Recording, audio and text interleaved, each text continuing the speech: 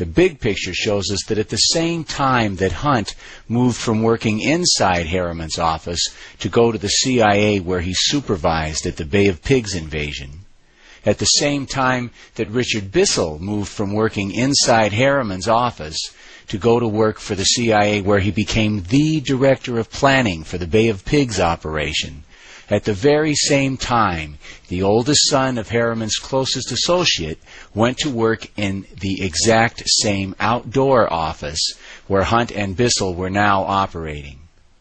Hoover's memo names Bush as a CIA supervisor of the Bay of Pigs invaders, the anti-Castro Cubans. There can be no reasonable doubt about this connection.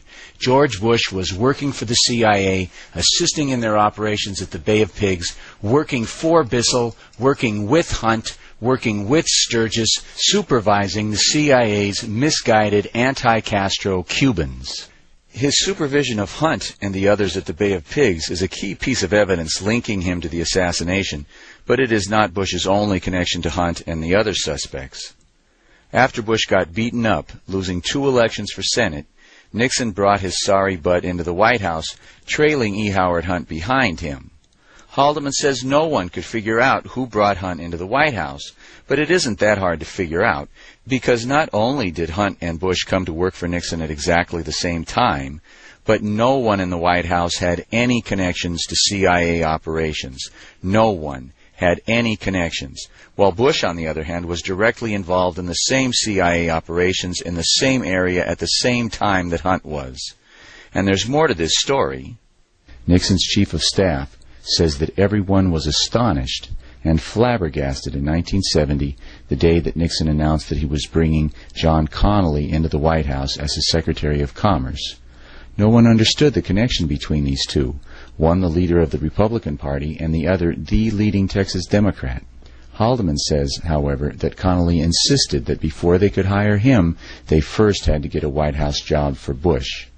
Why? What is their relationship? What does Bush have to say about it in his autobiography? Not a word. Not one.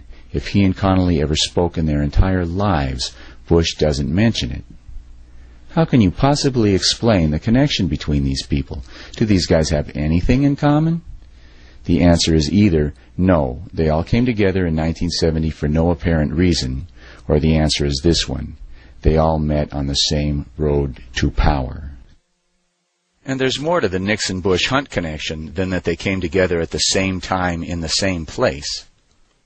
Remember, when Hunt was sitting in jail demanding that Nixon pay him $1 million in hush money or he'd start talking? Hunt got paid. The money came from this man, Bill Leitke, George Bush's oldest, closest, and most important business partner. Leitke helped Bush found Zapata Offshore.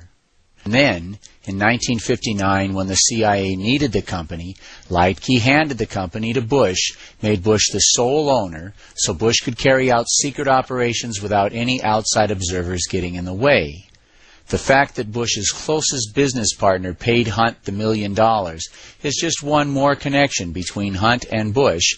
But wait, there's more. Remember this man?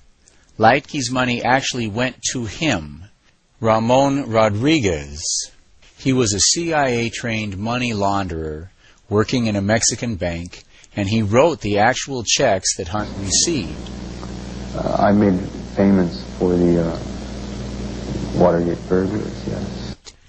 18 years later, in 1990, he was working for the main Colombian drug cartel when Vice President Bush sent this man to ask him for $10 million to help pay for the illegal terrorist war Bush was waging against the people of Nicaragua.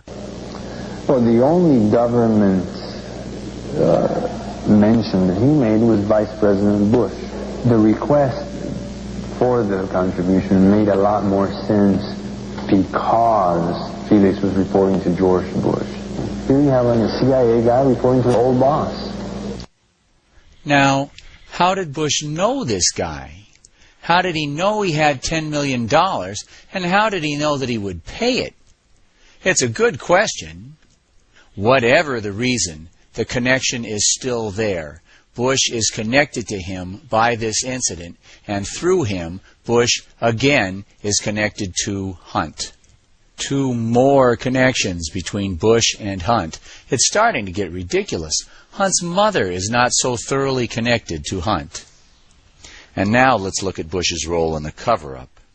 In 1975, the Senate Select Committee on Assassinations began to investigate the CIA's role in the Kennedy assassination.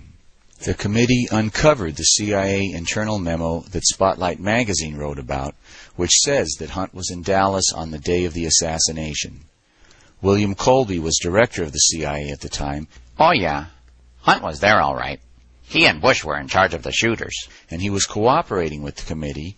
But they weren't really in charge. They were just taking orders. And supplied the committee with the Hunt memo. From civilians, like Allen Dulles and the Rockefellers.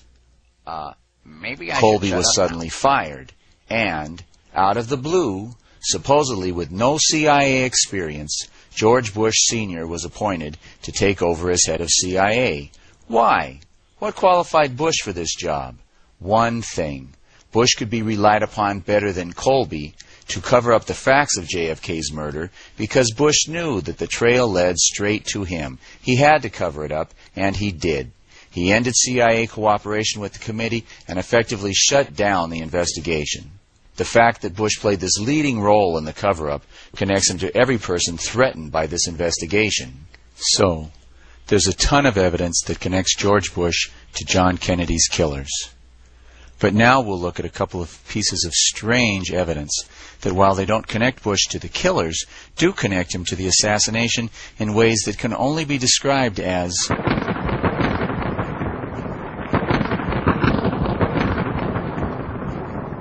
weird.